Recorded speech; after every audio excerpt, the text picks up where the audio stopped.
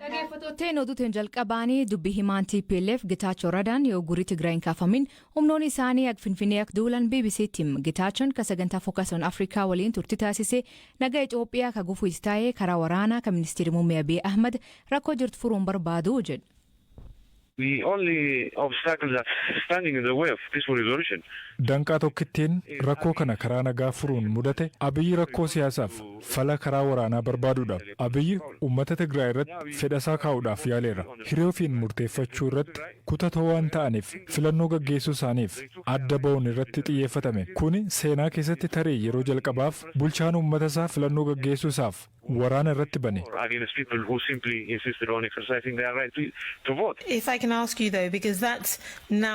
Asiit kan si gaafadhu adoo mootummaan jiddu galeessaa yeroo biraatti hadabru jedhu filannoo geggeessitanii mee waan ammaatti haceenu bara 2021tti mootummaan federaalaa karaa waraanaan fal barbaadaa jira jettu isanoo humnoonni keessan wobbo waliin lolaa jira gar Finfinneetti duulaa jirtu yaadi keessan maali? Uummata keenya hudhame baraaruu qabna. Hanga hudhaan Abiyyiin irratti kaa'ame daa'imman ajjeesaa jirutti, hanga uummata keenya beelessuun jilbeeffachiisuu yaalutti, hanga sirni beelaa fi hongeen daa'imman ajjeesuu irra taa'etti tarkaanfii barbaachisu fudhachuu itti fufna.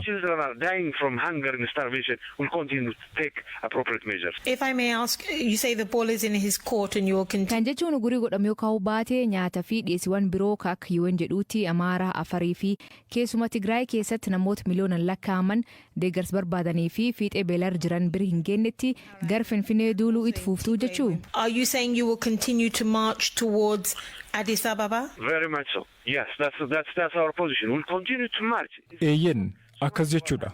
Ejjennoon keenya sana duula keenya itti fufna. Duulichi waa'ee Finfinnee otoo hin taane harka biyya micciiruudhaan uggura uummata keenya irra kaa'ame kaasisuudha.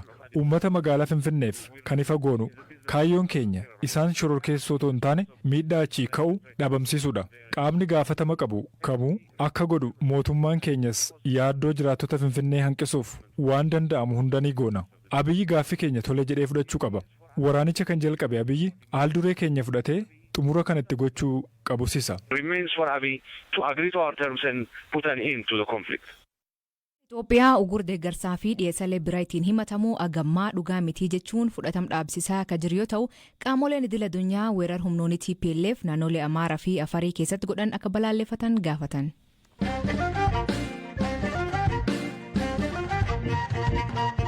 Gamtaan Afrikaa fi US waraan Itoophiyaa deemaa jir dhaabuu fi yeroon jiru diqoo jedha. Mani maree nageenyaa UN kan waraan Itoophiyaa irraa mari'achuu fi kalee galgal kortaasisan ergama addaa gamtaa Afrikaa Olusegun Obasanjoo fi UN hoggantuu dhimma siyaasaa Rosemary Dikaaloo dhageeffate. Maaltu ibsamee Galaana Balaay gabaas qaba. Gaanfa Afrikaatti ergamaan addaa gamtaa Afrikaa Olusegun Obasanjoo fi UN hoggantuun dhimma siyaasaa Rosemary Dikaaloo waraana Itoophiyaatti gaggeeffamaa jiru dhaabsisuu irratti mana maree nageenyaa UN'if ibsa kennaniiru. Itoophiyaa irraa ka dubbatan Obasanjoon xumura torbee kanaatti namootni sababa waraanaan rakkoof saaxilaman akkamiin deeggarsa namoomaa argatu ka jedhuu fi qaama hunda ka gammachiisu loltoota isaanii bakka jiranii baasuu irratti sagantaa wayii harkaa ni qabaannaa jennee abdannaa jedhan. Gaggeessitootni hundi as Finfinnee jiranii fi kaaba jiran dhuunfaadhaan garaagarummaa gidduu isaanii jiru siyaasa waan ta'eef furmaata siyaasaa karaa mariin dhufu akka barbaachisu irratti walii galaniiru jechuun Obasanjoon mana maree nageenyaa UN miseensota 15 qabutti dubbataniiru. Ministeerri Haajaa Ameerikaa ibsa 8/2021 baaseen waraanichatti xumura gochuuf gamtaa Afrikaa waliin hojjechuuf carraan jiru xiqqaachaa jiraachuu ibseera. Gamtaan Afrikaa gamasaan kaleessa 8/2021 rakkoo nageenyaa Itoophiyaa irratti cufaatti marii gaggeessee ture. Dhaabbata mootummoota gamtoomanitti ambaasaadara Itoophiyaa kataan Taayyee Asqasillaasee Hamdee gamasaaniin daandiin gara marii fi furmaata siyaasaatti nu geessu kallattumaan yookaan salphaatti waan ta'u miti jedhan. Ammaaf xiyyeeffannoon keenya TPLF dhaabsisuun uummata keenya akka malee miidhame oolchuu fi dhaqqabuudha jechuunis dubbatan. Ambaasaadar Taayyeen biyyoota lixaa fi miidiyaalee biyyoota lixaa TPLF jajjabeessaa jiru jedhaniin balaaleffataniiru. ammas garee kanaaf qaamolee deeggarsa meeshaalee qunnamtii odeeffannoo saatalaayitii meeshaa waraanaa fi inumaayyuu loltoota ka erganiif akka gocha kanarraa of qusatan cimsinee himnaa jedhan ambaasaaddar Taayyeen hidhattootni fi mootummaan federaalaa ammas kaayyoo dhaabataniif loluu akka itti fufan ibsaa wayita jiranitti UN'tti ambaasaaddar Ameerikaa kataan Lindaa Toomaas Greenfield amma yerootti meeshaa waraanaa keessan lafa keessanidha jedhaniiru. Waraanni namoota aarii fi gara jabinaan guutaman gidduutti gaggeeffamu ijoollee fi haadholii miidhaa jira dhaabbachuu qabaa jedhan. Gorsituun ittisa duguggaa sanyii UN Aliyees Wariyemuu Ndeertu haleellaan sabummaa irratti xiyyeeffatee raawwatamu atattamaan dhaabbachuu qabaa jedhaniiru. Miseensonni mana marichaa ka biroon araara buusuuf gamtaan Afrikaa ifaajjee gochaa jiru akka deeggaran himanii TPLF humnoota isaa dhaabuun bakka waraana dura turanitti akka deebisu gaafataniiru. Bakka buutuun Norway humnootni TPLF fi waraanni bilisummaa Oromoo magaala Finfinnee haleelanii qabachuu akka hin qabne himte akkasumas mootummaan saba tokko adda qoodee dhorkaa adda addaa yookaan qoqqobii irra kaa'urraa akka of qusatu gaafatteetti. Dhaabbanni mootummoota gamtoomanii akka jedhutti waraanni kaaba Itoophiyaa erga eegalame waggaan tokko darbe naannoo Tigraay, Amaaraa fi Affaar keessatti namoota miiliyoona 7 ol ta'an deeggarsa namoomaa atattamaaf kan isaan saaxile yeroo ta'u kanneen walakkaa miiliyoonaa ta'an ammoo fiixee beelaan gahee jira.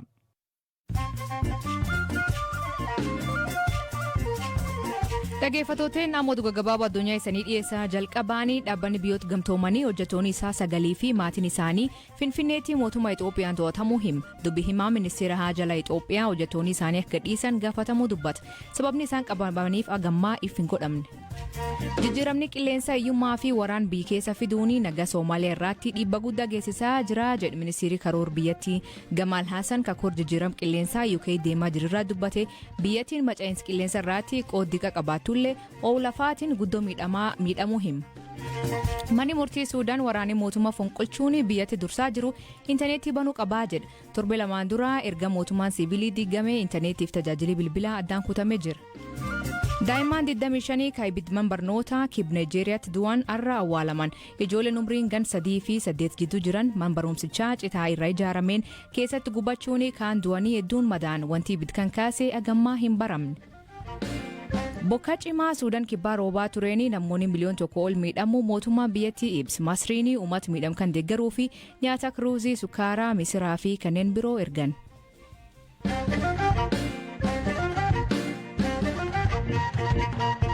Lola torbe tokkoon dura kaaba Itoophiyaa naannoo Amaaraa godina Addis Ababa Oromoo seenanii namoonni du'anii saamichi garagara adeemsifame akkasumas gudeetiin raawwatame jedhu bulchaan godinichaa. Humnoonni TPLF fi waraanni bilisummaa Oromoo magaala gudditti godinichaa kamisee dabalatee magaalota biraa to'achuu ibsan. Bulchaan godinichaa obbo Ahmed Hassan garuu biftas gabbaa'een to'annoo jala oolchuu adoon taane dhukaasa garagaraatu adeemsifamaa jira jedhu Waayilikee Nabtaamuu Xibaabuu aanaalee lolii itti gaggeeffamaa jiru gaafate. Ana argama kursi irratti lolli jira. Lolli inni ifa bahee jechuudha. Inni ifa ta'e achirratti ni adeema. Amma bakka hundatti garuu lolleen gosa guutuu lola adeemsisaa jira kan jiru. 4-5 ta'ee lolaa jira jechuudha. Mee haala uummataa natti maatarii uummanni qe'ee isaatti buqqa'ee haala akkamiirratti argamaa eessa qubatanii jiru? Akka waliigalatti uummanni qe'eerra buqqa'e hin jiru. Garuu uummanni keenya hin buqqa'us Arangaaraatti dhufe lafa taarra ta'ee lafa taarraa qolata malee lafa saadhaa gadhiistee uummata hin qabnu uummanni keenya lafuma saarra ta'ee warra sadii guutuuf warra saamuu dhufu warra gudee dhufu warra Oromoo cabsuudhaaf dhufu warra Itoophiyaa diiguudhaaf dhufu lafuma saarra ta'ee falmataa jira jechuudha. Tarkaanfiin gama mootummaatiin fudhatamaa jiru maal fakkaata akkasumas immoo lolli kun akka godina keessanitti gama dhaabbachuutiin abdiin jiru maali? Abdiin jiru ofirraa lolanii ofirraa deebisuu qofa. Gama gargaarsa namoomaatiin wanti jiru maali? Tarii uummanni gargaarsa argachaa jira? Gargaarsi godhamaatii jiru ammas hin jiru. Keessumattuu akka godina keenyaatti jechuudha gargaarsi godhamaatii jiru amma hin jiru. Haleellaan qilleensarraan yookaan dirooniidhaan raawwatamaa jira lammiileen nagaa ajjeefamaa jiru wanti jedhu ni jira. Kanarratti maal jettu isin? Kun hanga ammatti godina keenya keessatti kan raawwatamee miti. Olola garaagaraadha. Itoophiyaa diiguudhaaf olola adeemsifamu keessa olola isa tokko godhamee fudhatamaan alatti dirooniidhaan bakkeen lolli hin jirre bakkeen nagahaa akkasumas uummanni nagahaa uummanni lola keessa hin jirre uummanni hin lolle uummanni badiidhaaf hin deemne yerooniidhaan hamma ammatti hin dhaabne kunis soba haqarraa fagoo jirudha. Haleellaan lola qofa kan jiru. Isa naannoo isaadhaa gadhiisee godina saba Oromoo irra gahe. Naannoo isaa keessaa bahee weerara qaama adeemsise wajjiniin kan lolamaatee jiru kan jiru kana. Yerooniidhaan wanni dhaabee hin jiru. Guyyoota sadiin dura magaala Cafaroobitti akka ture kan nutti himee jiraatan tokko garuu haleellaan qilleensaa namoota nagaa miidhee jedha. Dhugaadha hedduu miidhamanii jiruudhaan namoonni du'anis baay'eedha. Maatii tokko keessa akka nama sadi fa'aa akka dhi'oo jira. Eessatti? Naannoo Batteetti. Naannoo Caffaattis akkasumatti miidhaa ture. Miidhaa ulfaataadha. Namoonni hedduu miidhaman manneen hedduu gubate. Kuni namoota nagaa irratti raawwate? Namoota nagaa irratti warreen jirutti akkuma waan Oromoo ta'an qofaaf kan xiyyeeffate maaliif jedhaan gaafa dafee fi obbolcha tura ta'uu tarkaanfii kana fudhatamne. Amma uummanni buqqa'anii qabee jala gubatee manni gubatee muka jala galanii qaamni gargaarullee dhaabbataan osoo uummata kana dhaqqabee hedduu barbaachisaadha ammatti. Gara kam qubatee jira namni buqqa'e? Caffa. Cafaroobitti jechuudha? Wanni ati ijaan argite jira moo amma odeeffannoo qabatamaadhaan odeeffattedha kan natti himaa jiru? Akkaan dhaqee biyyakooti ta'ee argee manneen gubatee nama madaa'ee nama bi'ee kan osoo hin fuudhamin mana keessatti du'e biyyakootiin arge. Eessatti jechuudha kun? Caffa. Yoom raawwate? Guyyaa jalqabatti raawwate yoo lakkoofne guyyaa afuraffaatu xumuraadha. Namoota baay'eetu du'e? Namni maqaanuu kan gara nama 33 ta'ee anuu maqaan kan tarke. Cafaroobitti keessatti qofa jechuudha? Lakki hangi takka haxaa'ee baadiyyaa haxaa'eetis. Hagam ta'a haleellaan xiyyaaraa Cafaroobitii fi naannoo sanatti raawwatame? Guyyaa 3 ol jala deddeebi'eera. Aanaa Jilee Dhummuugaa magaala Sanbaatee irra jiraatan oo dubbifnee lolii ammaatti aanaa isaanii ga'uu baatullee sagaleen dhukaas gurguddaatti dhaga'amuu hima. Dhimma keenya magaalaa kamiseedha diroonidhaan akka deddeebisanii haleelaa ture mootummaan dhagaa turre magaalaa Cafaroobitti aanaa xummaa Firseedha. Akka dirooniin haleelaa turan dhagaa turre odeeffannoo uummataa fi jiraattota achirraa dhagaa turreeni. Haleellaan uummata nagaa uummata sibiila irrattis akka dhaqqabe keessumattuu magaalaa Cafaroobitti irratti ammaaf lakkoofsa isaa hin qabu malee namoota baay'ee irratti magaalaa walakkaatti waan ta'eef daa'ima dubartoota namuma jiraatama magaalaa dabalatee miidhaan akka irra dhageenyee jirra jiraattota. Amma gara keessan haalli jiru maal fakkaata? Sodaadhuma keessa jirra. Sodaa keessa jirra nuti keessattuu aanaan Jilee Dhummuugaa kallattii kibbaatiin magaalaa Shawaaroobiitu nu daangessaa. Magaalaa Shawaaroobii kan mata Amaaratti humna waraanaa hedduutu keessatti bu'ee meeshaalee gurguddaa isa waraanaa gurguddaa keessatti buusaniiru. Kallattii kaabaatiin magaalaa Xaayyeetu nu daangessaa. Asittis meeshaa waraanaa gurguddaa amma dhukaasa dhagaa jiru siin jechaa ture sanii fi humna waraanaa danuun keessatti buusanii jiranii jidduu kanatti argamna. Sodaa qabna. Garii waraanni kun yoo nurratti kan gaggeeffamte jidduu kanatti uummanni hubamuu danda'a kan jiru sodaa hedduu qabna. Waraanni kallattii kaabarraas kallattii Xaayyee kanarraas dhiibaa dhufa waraanaa keenyatti kana dura hin dhageenye ture guyyaa lama dura afaan dhageenyu amma dhagahaa jiru as nutti hiixaa jira. Sodaa qabna uummata bal'aarra akka leellan hin geenye amma ammaatti wanti nu qaqqabe hin jiru garuu dhukaasa dhagahaa jirra tarii yoo raba kana boru maal kallattiin kana dhiibee dhufee nurra dhaqqabu taate kan jiru cinqaa qaba uummanni jiraatan magaalaa baadiyyaatti. Dhaggeeffattootni sagantaan har'aa ganuma waliin